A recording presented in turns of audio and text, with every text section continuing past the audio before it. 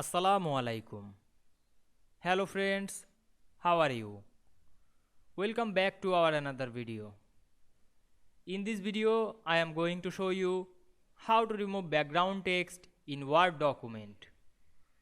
Let's get started. At first, we have to open a Word document. Then we want to remove background text from this document.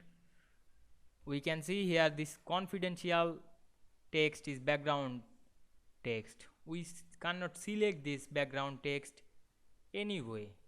Now we go to the design menu and click watermark option. Then select the remove watermark. Now we can see finally we remove the background text from this document very easily. I hope you enjoyed the video. Please like, comment, share and subscribe my YouTube channel. Thanks for watching.